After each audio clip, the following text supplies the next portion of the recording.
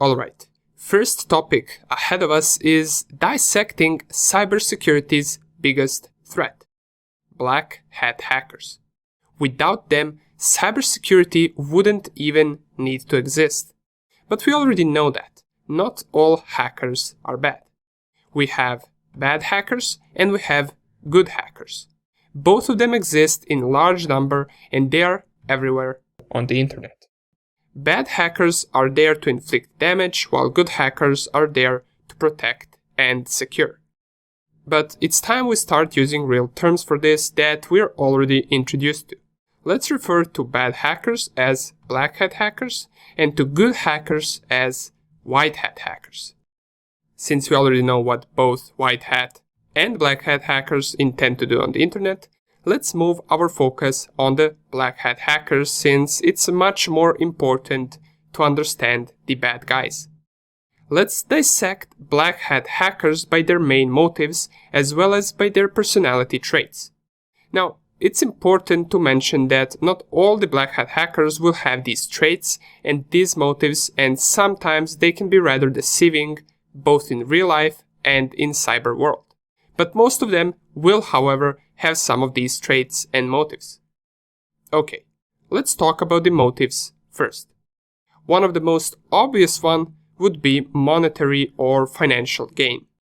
As everyone else in this world that works for money, so do the black hat hackers.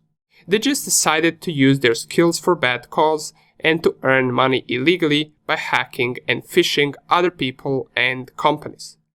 This is simply due to their desire to earn more money faster. With illegal hacking, a lot of money can be made, and that is why some people with hacking skills turn to the bad side. Some of the hackers don't even have to do their illegal activities themselves in order to earn money. For example, they can code their own exploits and tools that they will later sell to other people on the web market who will later use it for illegal stuff. One of the most common and dangerous ways that allows black hat hackers to earn, or better say steal money, is by releasing a ransomware.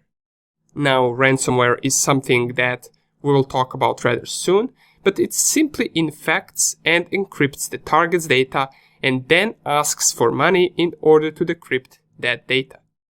Another motive that hackers have is simply to control things. This can be for many purposes, such as just the joy of controlling other people's devices and being able to spy on them and steal their data at any time, but also it can be used to run different attacks such as DDoS attacks. Another thing that motivates some hackers is power, or also political power. This one is a no-brainer.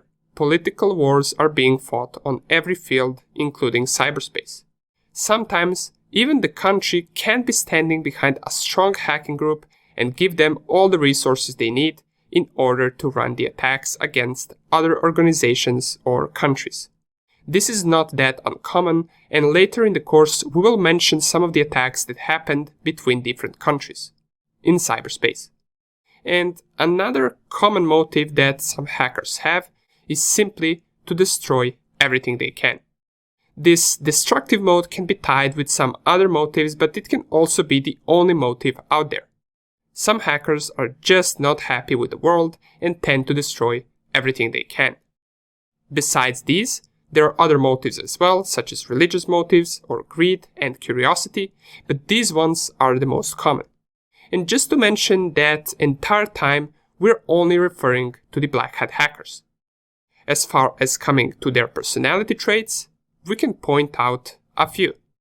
Now, since crime is itself an act of rebellion against laws, we can say that most of the black hat hackers are rebellious. They can form organized hacking groups or cyber crime support structures. These groups or structures bring like-minded people together, and they can be highly effective since all the members already disregard law. Some of the black hat hackers also have inferiority complex, and an inferiority complex is where an individual lacks self-esteem, doubts their own capabilities, and feels that they do not measure up to some standards. Such a person will feel weak And to compensate for this, they will try and do something to prove that they're strong. Some hackers have these social characteristics, and this makes them very dangerous. Another trait is that they can be radical. This mostly applies to cyber terrorists and hacktivists. Hacktivists are radical and will do anything to overhaul what they do not like. This can also be tied to political cyber war, but it doesn't necessarily have to. And another thing or trait that black hat hackers have is a lack of social support. This one is also common, but not always the case. In some research, this was stated. It was said that cybercriminals lack social skills, and as a consequence, they fail to associate with people who can give them the social support that they need. Okay, now that we dissected the black hat hackers, their traits and motives, we can move on to showing most common attacks that they perform and how they work. But before we do that, I just want to mention that there is another type of hackers which is called gray hat hackers. Gray hat hackers are neither white hat or black hat. The best definition of them is that a gray hat is a computer hacker or computer security expert who may sometimes violate laws or typical ethical standards, but usually does not have the malicious intent, typically, that a black hat hacker has. Nonetheless, that's about it for this video, and let's move on to the next lecture where I will show you a couple of attacks that are common out there in the cyber world.